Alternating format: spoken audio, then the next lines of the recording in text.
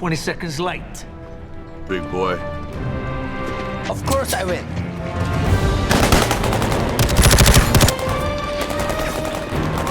One, come on!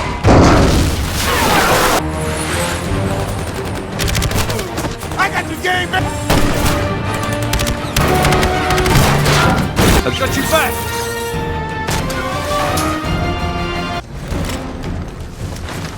This could be a piss-poor ending.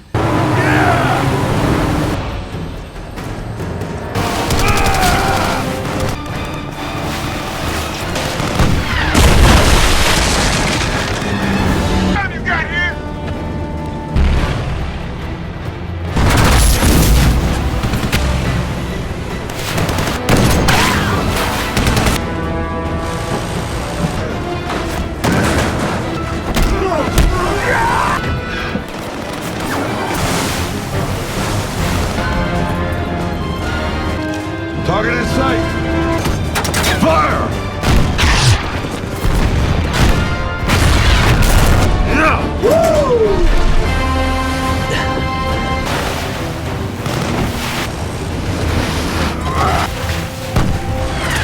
Live, baby!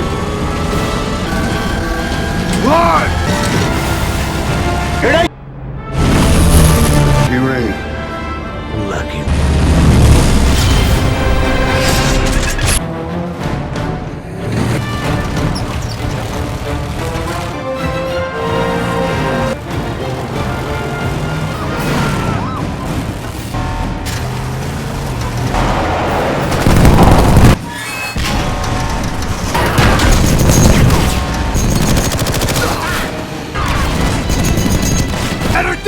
Oh, shit!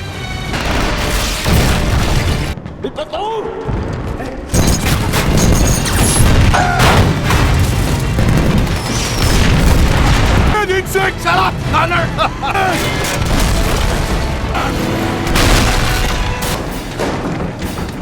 We gotta get this thing out of here! You got it?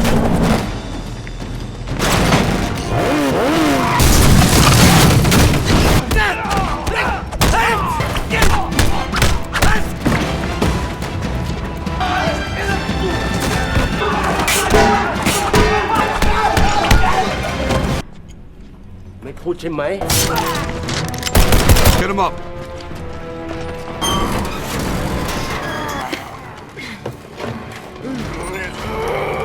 What? The explosive time is trick.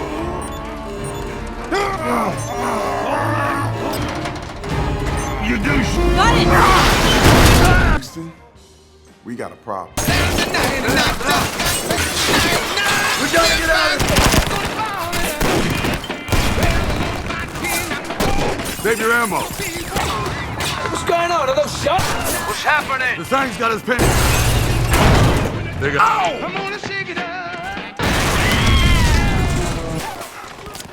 One left.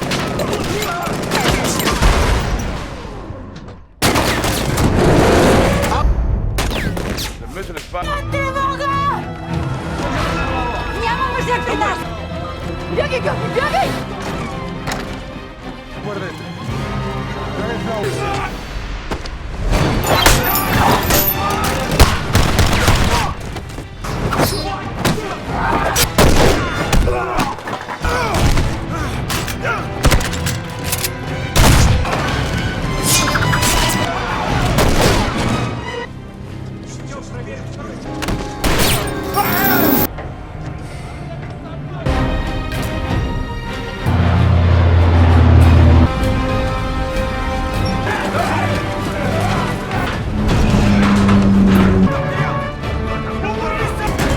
Wants to travel. Fire bombs away! Tighten up. Let's do it!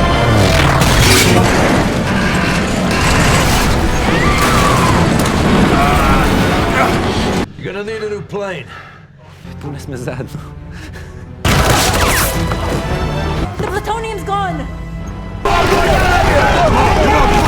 Come on, get up!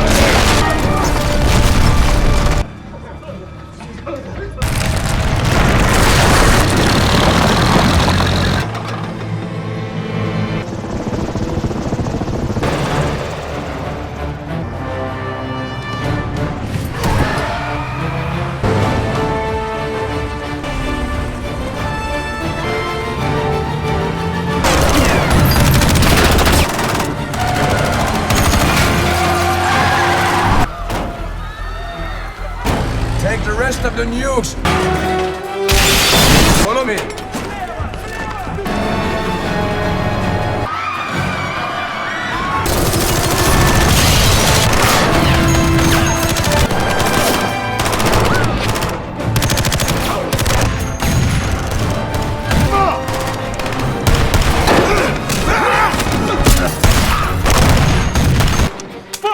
Yeah.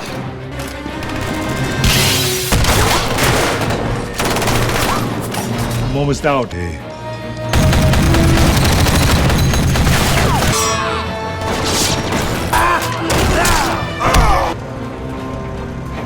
Start the engine. Get that thing in the air.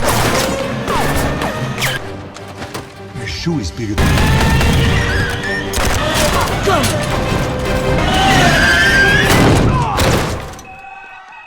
Special guest coming.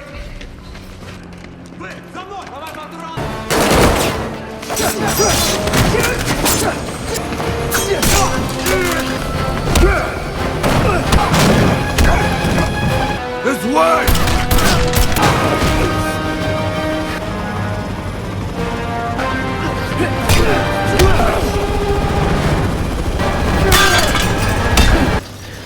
Kill be the classic.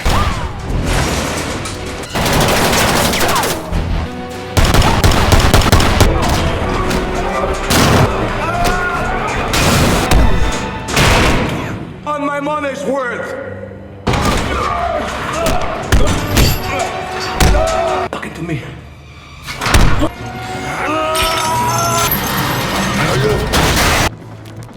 Up. No!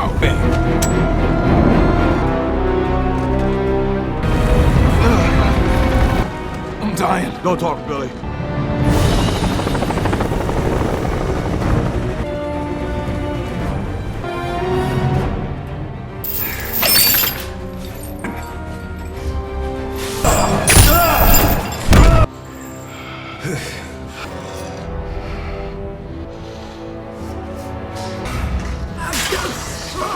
Sheep.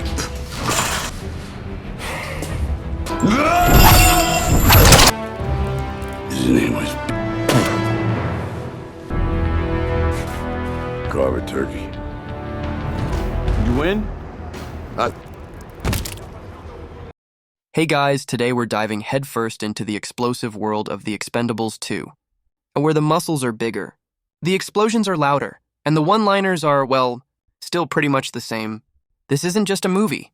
It's a who's who of 80s and 90s action legends, all crammed into one gloriously over-the-top package. We're talking pure, unadulterated, old-school carnage, and I'm here to walk you through every glorious punch and impossible stunt. Get ready for some serious nostalgia and maybe a few chuckles at the expense of physics. If you had a good time with this, a like and a subscribe is a free way to help me keep making more. Fresh off their utterly ludicrous yet undeniably cool Nepal prison break, the Expendables are back on home turf. Barney Ross, ever the stoic leader, heads straight to Tool's tattoo parlor, ostensibly for a new tattoo, but really to get stitched up and share a quiet moment of reflection. The air practically hums with unspoken exhaustion and the familiar scent of antiseptic. Meanwhile, Billy, the team's youngest and arguably most poetic member, is ready to hang up his gear. He's got big plans, a girlfriend waiting, and a yearning for a normal life. Because apparently, a normal life doesn't involve dodging bullets and kicking mercenary butt. But as we all know, retirement for these guys is less of a promise and more of a temporary coffee break. Almost on cue, a familiar face arrives, radiating important business vibes. Mr. Church, played by the perpetually scowling Bruce Willis. He's got a job for Barney and his crew, a mission they absolutely cannot refuse, especially since Church is still holding a grudge over a previous, rather expensive snafu. This isn't just a favor. It's practically a debt collection with extreme explosives. The mission? Head to a remote, utterly picturesque location in Albania, which, let's be honest, never bodes well in these movies. Their objective is to retrieve a mysterious package from a downed plane. Sounds simple enough, right? Wrong. To sweeten the deal, or perhaps to keep a closer eye on them, Church assigns a new face to the team, Maggie Chan, a highly skilled operative with a quiet demeanor and a serious set of tactical chops. Barney's not thrilled, but Church insists. Probably because he knows Barney has a soft spot for pretty much any mission that promises a good fight. So, just when Billy thought he was out, they pull him back in, dragging him along for one last job. We've heard that before, haven't we? The team, now slightly larger and with an added layer of surveillance, prepares for what they hope will be a quick smash and grab. Little do they know, this simple mission is about to become a personal crusade, plunging them into a world where their past actions have consequences, and a new, far more dangerous enemy awaits, our intrepid heroes. Now with Maggie in tow, make their grand entrance into Albania, not by airport taxi, but via a rather dramatic parachute drop into a dense, foreboding forest. Because why take a commercial flight when you can plummet from the sky like a heavily armed squirrel? The atmosphere is thick with tension as they navigate the rugged terrain, the crackle of their comms the only sound piercing the oppressive silence. Their objective, a downed plane, its metallic carcass partially submerged in a murky river, looking like a forgotten toy in a giant's bathtub. The wreckage is a death trap, full of jagged metal and unseen dangers, but our guys are basically walking accident reports, so they're right at home. Billy, displaying a calm competence that belies his youthful appearance, takes point on the crucial task. He discovers that the package isn't just sitting there. It's booby-trapped with a particularly nasty explosive device, a technological marvel of destruction. The click and whir of the bomb's mechanism echo through the wreckage, a terrifying soundtrack to Billy's delicate work. With sweat beading on his brow and the team's eyes fixed on him, he meticulously disarms the device, snipping wires with the precision of a brain surgeon who also happens to be a crack shot with a sniper rifle. The tension is palpable. Every breath held, every muscle coiled. Maggie watches, her expression unreadable, assessing the team's capabilities, especially Billy's. Once the bomb is neutralized, they retrieve the mysterious box. It's not overflowing with cash or diamonds, which is frankly a bit of a letdown after all that effort. Instead, it contains what appears to be a highly detailed map, which in the world of high-stakes mercenary work is either incredibly valuable or an elaborate prank. The mission, seemingly accomplished, leaves a lingering sense of unease. They've got the package, but the entire setup felt a little too easy. This isn't their first rodeo, and the lack of a proper firefight is almost more suspicious than a full-blown ambush. The team prepares to extract, thinking they've dodged a bullet, but they're about to find out that sometimes the bullet just takes a scenic route. Just as the Expendables breathe a collective sigh of relief, thinking they've pulled off a clean extraction, the forest erupts with a storm of gunfire. Turns out, too easy was an understatement. They've been lured into a classic trap, sprung by none other than Jean Vilain, the movie's resident villain, whose name is so on the nose it practically winks at the camera. Villain, played with menacing charm by Jean-Claude Van Damme, steps out from the shadows, flanked by his utterly merciless Sang mercenaries. The ambush is swift and brutal, a sudden burst of chaos that leaves the team scrambling for cover. The clang of spent shell casings hitting the forest floor, the whistle of bullets zipping past, the thud of bodies dropping. It's a symphony of sudden, violent warfare. In the ensuing firefight, one of the most heartbreaking moments of the film unfolds. Billy, the young and hopeful sniper, gets caught in the crossfire. A sharp, sickening crack, followed by his falling body, signals his tragic end. His death is a gut punch, not just to the team, but to the audience, reminding us that even in a world of seemingly invincible heroes, the stakes are very, very real. The mercenaries, after their brutal display, don't just leave. They steal the map the Expendables risked their lives for, adding insult to profound injury. Vilain, with a chillingly calm demeanor, delivers a cold, mocking message to Barney. Rest in pieces, a line so cliché it's perfect for a guy named Villain. He then executes one of his own men as a demonstration of his ruthlessness, just to really drive home the I'm a bad guy point. The roar of his helicopter departing leaves the Expendables in silence, the air thick with the smell of gunpowder and the crushing weight of their loss. Barney, normally unshakable, is visibly shattered. Billy wasn't just a teammate. He was the future, the promise of a life beyond the violence. The metallic taste of grief and rage fills the mouths of the remaining Expendables. The mission has shifted from a retrieval operation to a deeply personal quest for vengeance. The package is no longer just a map. It's the catalyst for a vendetta that will shake the foundations of Eastern Europe. The crack of a single bullet has ignited a firestorm, and Villain is about to learn that you don't mess with Barney Ross's family, blood or otherwise. This ain't just business anymore. It's extremely personal. And trust me, when these guys get personal, things tend to explode. In the somber quiet of the Albanian wilderness, far from the chaotic roar of battle, the Expendables perform the grim task of burying Billy. The digging of the grave is punctuated only by the crunch of dirt and the heavy breathing of men grappling with grief. The silence after the cacophony of the ambush is deafening, amplifying the raw emotion etched on their faces. There are no grand speeches, no theatrical displays of sorrow, just the quiet, profound weight of loss that these hardened warriors rarely show. Each shovelful of earth feels like a stab to the heart. Barney, ever the reluctant patriarch, finds a crumpled letter in Billy's pocket, a last message to his girlfriend. The words, filled with love and hope for a future Billy would never see, cut deeper than any blade. It's a stark reminder of the humanity beneath the hardened exteriors, the dreams and lives sacrificed in their brutal profession. The letter, a poignant counterpoint to the explosions and gunfire, solidifies their resolve. This isn't just about finishing a job or retrieving a map anymore. It's about justice, about honoring a fallen brother. The team stands united, their expressions grim and determined. The quiet thud of the final shovel of dirt over Billy's grave seals their vow. Vilain will pay. The air practically crackles with their unspoken promise of retribution. The metallic tang of vengeance fills the air, mingling with the scent of damp earth and pine. The loss of Billy transforms them, adding a new, savage intensity to their already formidable resolve. The next phase of their journey won't be about completing a mission. It'll be about delivering a relentless, unforgiving punishment. They're not just mercenaries anymore. They're instruments of a very personal, very bloody reckoning. Vilain has picked a fight with the wrong family, and now he's about to discover the full, terrifying extent of their loyalty. And with Billy's memory burning bright, the Expendables embark on a relentless hunt for Vilain, leaving a trail of broken bones and bewildered bad guys across Eastern Europe. This isn't about precision. It's about sheer brute force tracking. They're like bloodhounds, but with significantly more firepower and much cooler sunglasses. Every lead, no matter how flimsy, is chased down with unwavering intensity. The metallic scent of trouble follows them wherever they go. As they interrogate thugs and follow faint traces, the occasional crack of a fist against a jaw echoing through abandoned warehouses and grimy back alleys. Their pursuit takes them deep into Bulgarian territory, a place where the scenery is beautiful but the welcome is anything but. Predictably, they blunder into another ambush, this time in a dense forest. The rustling of leaves and the sudden whiz of bullets signal danger, and they find themselves surrounded, outgunned, and facing a seemingly impossible situation.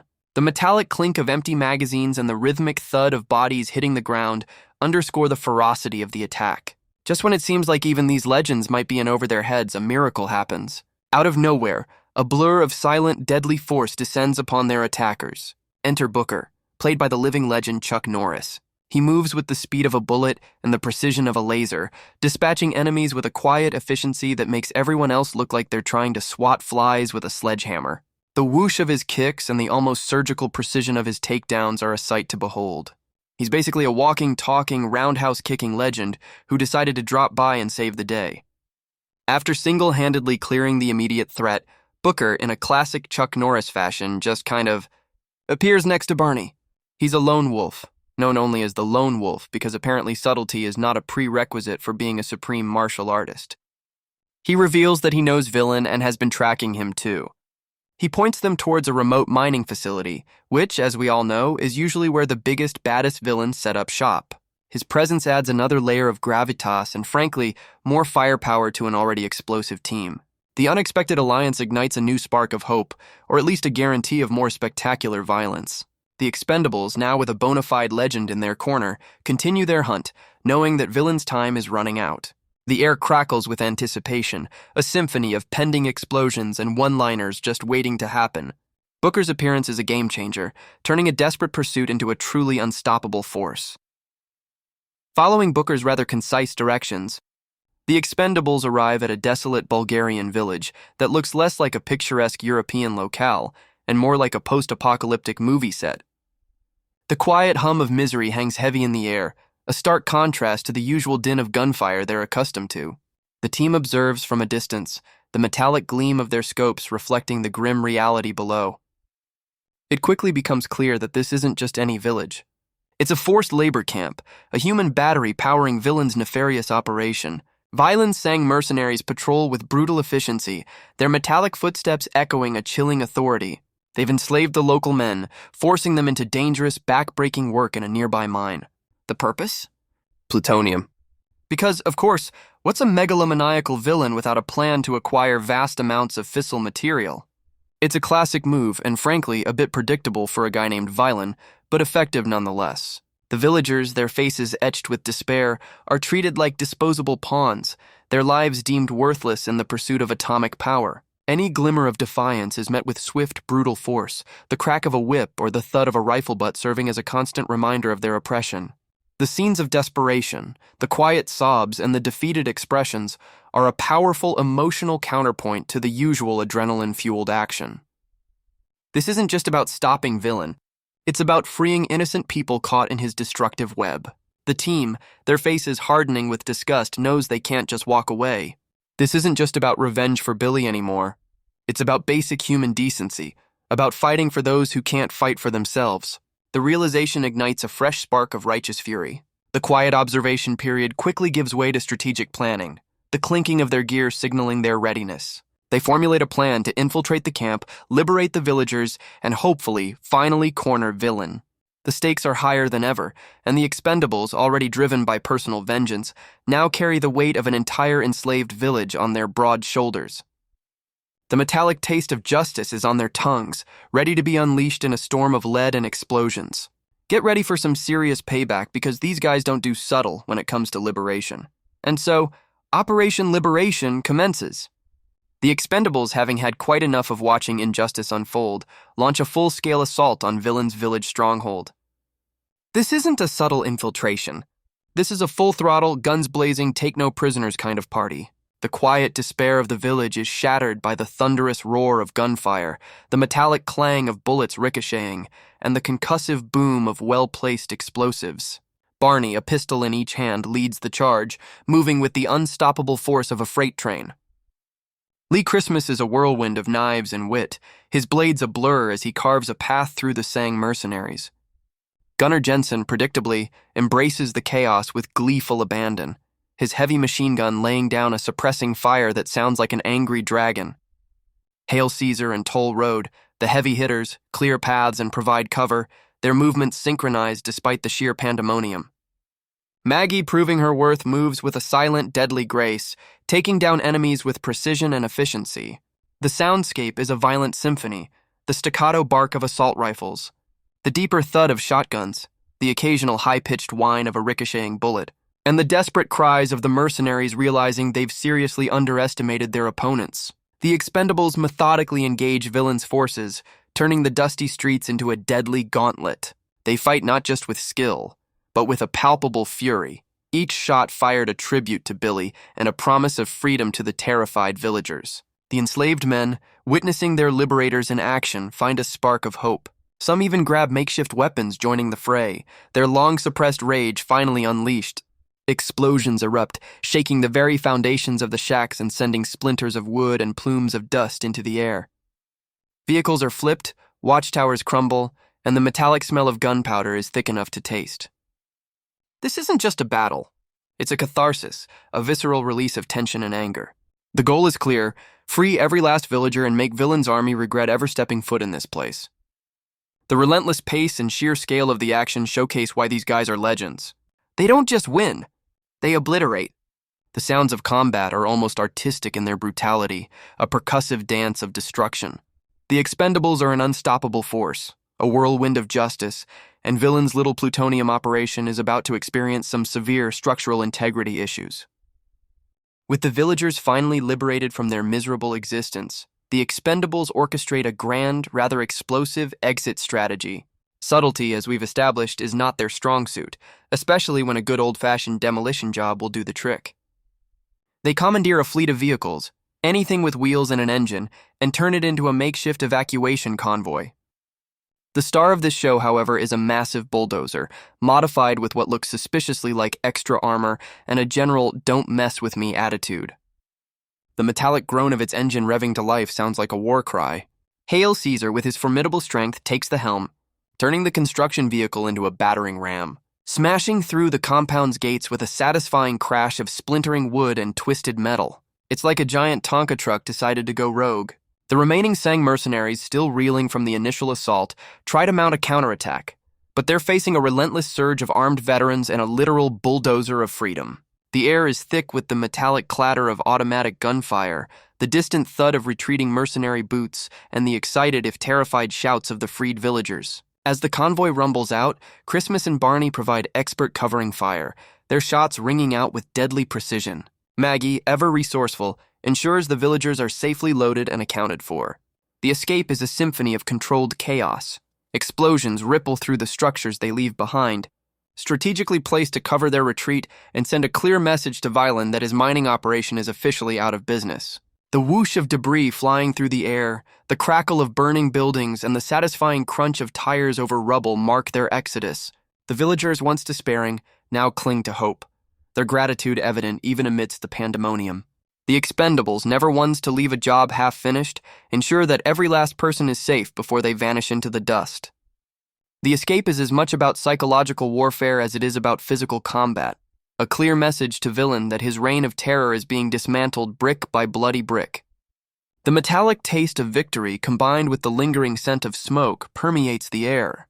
This entire sequence is a masterclass in go big or go home action, leaving a lasting impression and setting the stage for the final, inevitable confrontation.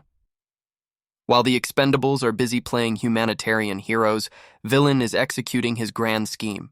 He's chosen a deserted airport because nothing screams secret international plutonium deal quite like a derelict runway, as his rendezvous point to offload his ill-gotten nuclear material. The metallic clink of the plutonium canisters being loaded onto a private jet is the sound of global catastrophe waiting to happen. He's smug, confident that he's outmaneuvered his adversaries. He clearly hasn't learned the golden rule: never underestimate a bunch of angry old dudes with an axe to grind and a bottomless supply of ammunition. The Expendables, relentless in their pursuit, eventually track him to this very airport. The hum of their approaching vehicles is a low, ominous growl in the otherwise quiet air. But they're not alone. In a delightful twist of fate, Mr. Church, ever the chess master, arrives with backup. And not just any backup. He brings Trench Mauser, Arnold Schwarzenegger's character, who's basically a walking, talking tank. The sight of Trench, with his signature smirk and even bigger guns, is a clear signal that things are about to get really, really loud. The air crackles with anticipation, a metallic tang of impending battle. The casual banter between Church and Trench, loaded with their own brand of dry wit, provides a momentary, much-needed comedic beat before the storm. The scene is set: a deserted airport, a villain with a nuclear briefcase, and a gathering of the most formidable action heroes cinema has ever seen. The Expendables, Church, and Trench stand poised on the precipice of an epic confrontation, their combined firepower enough to level a small country. The stage is set for a truly seismic showdown. The clinking of gear, the silent nods, the resolute expressions. It's a symphony of preparation for the kind of chaos only these legends can orchestrate. Vilain thinks he's got this in the bag, but he's about to face a very rude, very explosive awakening. The countdown to chaos has officially begun, and trust me, you won't want to miss a single deafening moment of it, and then all hell breaks loose. The Expendables, with Church and Trench now firmly in their corner, kick off the airport showdown by, what else, smashing an armored truck through a hangar wall. Because making a grand entrance is practically in their job description. The metallic shriek of tearing metal and the concussive boom of the impact signal the beginning of the end for Villain's little operation. The airport transforms into an absolute war zone. Bullets rip through the air, their metallic whine a constant companion. Explosions bloom in every direction, sending debris and enemy combatants flying like ragdolls. It's a symphony of destruction, a chaotic ballet of bullets and blasts. Vilain's vast army of mercenaries, initially caught off guard, quickly rallies, transforming the deserted airport into a fortress of gunfire. But they're up against not just a team, but a legend, an unstoppable force that laughs in the face of overwhelming odds. Barney, Christmas, Caesar, Toll Road, Gunnar, and Maggie move through the chaos with practiced ease, each a master of their craft. Christmas's knives whistle through the air, finding their marks with sickening thuds. Gunnar's heavy machine gun barks with relentless ferocity, spraying lead like a fire hose. Maggie, ever the precise operative, takes down targets with quiet, deadly efficiency. The metallic tang of gunpowder hangs heavy in the air, a pungent perfume of impending doom for Villain's forces. Church and Trench, not content to merely observe, join the fray with their own brand of vehicular mayhem, driving through obstacles and laying down suppressive fire with absurdly large weapons. The crack and thud of their powerful firearms add to the cacophony, each shot a testament to their enduring prowess. This isn't just a battle, it's a nostalgic fever dream, a callback to every classic action movie rolled into one glorious, deafening spectacle. The ground trembles with the impact of explosions, the air vibrates with the roar of engines and the incessant bark of gunfire. It's a relentless, unyielding assault, designed to overwhelm and dismantle villains' forces piece by bloody piece. The first wave is less a skirmish and more a categorical obliteration, setting the stage for even more spectacular chaos. Every hero gets their moment to shine, dispensing justice with an incredibly high rate of fire and a healthy dose of pure, unadulterated swagger. The metallic clang of empty magazines hits the ground, signaling a brief pause before reloading and continuing the glorious rampage. As the airport battle rages, escalating into a full-blown demolition derby, the legends truly unleash their full potential. The metallic ring of bullets against armored plating and the booming echoes of explosions become the soundtrack to their relentless march. Barney and Christmas coordinate flawlessly, a ballet of brutality, their movements fluid and deadly despite the constant hail of enemy fire. Gunnar finds a joy in the chaos that only he can, his laughter mixing with the rhythmic thud of his machine gun. Hale Caesar and Toll Road become an unstoppable force, clearing paths through reinforced walls and swatting away enemies like bothersome flies. Just when you think the Expendables couldn't possibly get any more legendary, Booker, the lone wolf, makes his triumphant, almost supernatural return. He materializes in a flash of movement, taking down a dozen heavily armed mercenaries with the silent grace and devastating power of a martial arts master. The whoosh of his kicks and the precise crack of bone against bone send enemies sprawling. His presence changes the entire dynamic, turning the tide with sheer, unadulterated Chuck Norris power. We also get the absolute cinematic gold of the Church, Trench, and Barney team-up, a triumvirate of action icons bantering mid-firefight. Imagine the combined sarcasm. I'll be back. You've been back enough. And it's like a greatest hits album of one-liners played out against a backdrop of exploding vehicles and collapsing structures. The sheer amount of lead flying through the air is enough to make a bullet factory jealous. Every shot fired is precise, every explosion perfectly timed for maximum visual impact. The rhythmic thud of falling bodies, the metallic scrape of weapons, and the desperate cries of villains' remaining forces punctuate the relentless assault. The Expendables systematically dismantle villains' operation piece by bloody piece, pushing deeper into the airport, leaving a trail of pure, unadulterated mayhem in their wake. This sequence is a masterclass in ensemble action, where every character gets their moment to shine, showcasing their unique skills while contributing to the overall, utterly destructive objective. The metallic scent of victory, mixed with the acrid smell of burnt propellant, signifies the approaching climax. Vilain might have started this party, but the Expendables are definitely ending it, and they're doing it with extreme prejudice and a whole lot of boom. After all the explosions, all the bullets, and all the witty banter, it finally comes down to this. Barney Ross, the stoic leader, against Jean Vilain, the sneering architect of Billy's death. The two men confront each other amidst the wreckage of the airport, the metallic tang of smoke and destruction filling the air. This isn't just a fight. It's a deeply personal, visceral confrontation, a cathartic release of all the rage and grief Barney has carried since Billy's death. The sounds of their heavy breathing, the grunt of effort, and the sickening thud of fists against flesh become the sole focus. It's a brutal, no-holds-barred brawl, stripped of fancy choreography and relying on raw, animalistic power. Vilain, with his martial arts background, tries to leverage his speed and precision, each kick and punch whistling through the air with deadly intent. Barney, a brawler through and through, absorbs the blows, his determination radiating with every swing.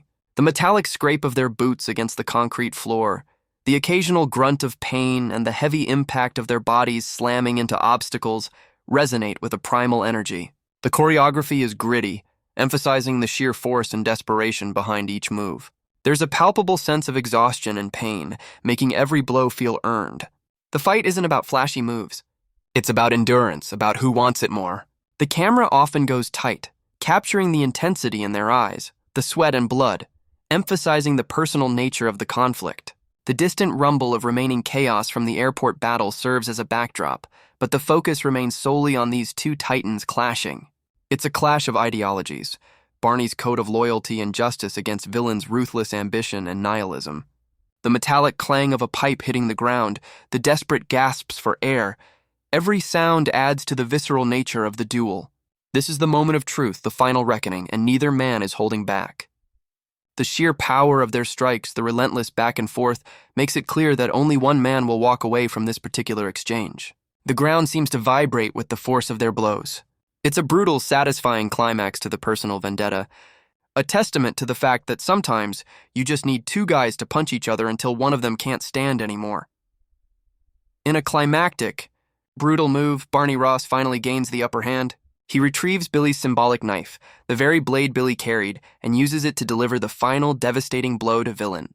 The metallic glint of the blade in the dim light and the sickening thud of its impact mark the end of Villain's reign of terror. It's a moment of profound poetic justice, a physical manifestation of the vengeance Barney promised for his fallen brother. The lifeless thud of Villain's body hitting the concrete floor is almost anticlimactic after the fury of their battle, but deeply satisfying.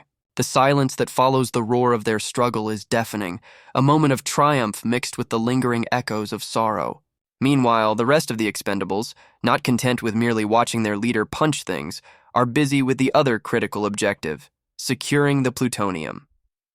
With the precision of a well-oiled machine, they systematically disarm the remaining devices and retrieve the dangerous material, ensuring it never falls into the wrong hands. The clinking of the canisters being safely secured provides a tangible sense of relief. Church and Trench offer their own unique brand of congratulations and farewells, complete with their usual dry wit, before going their separate ways. Booker, true to his lone wolf moniker, simply vanishes into the shadows as quickly and silently as he appeared, a legendary blur. The mission is truly accomplished. The villain is defeated, the global threat neutralized, and the Expendables have once again saved the day, albeit with a heavy heart. The metallic taste of justice and a faint, lingering scent of burnt explosives permeate the air. They've done what they always do, but this time, the victory is bittersweet, tempered by the memory of Billy.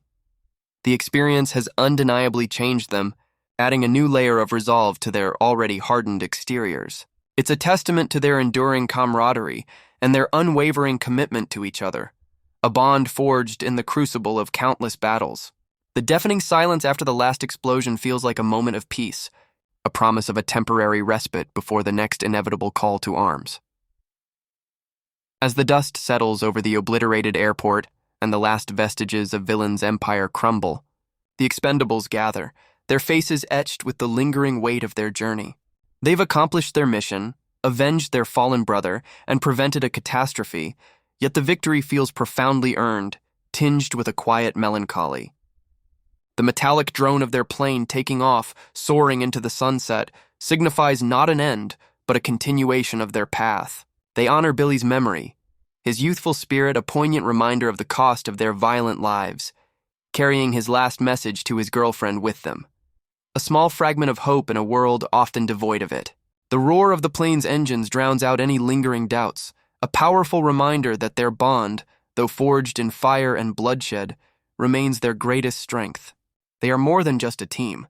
They are a family, facing an uncertain future together. The journey of life, much like their missions, is rarely easy, but it is in the shared struggle and unwavering support that we find our true purpose and enduring strength. Their story reminds us that even in the face of insurmountable odds, true courage lies in fighting for what you believe in, for those you love, and for a glimmer of hope in the darkest of times. And sometimes you just need a lot of guns and good friends to get the job done.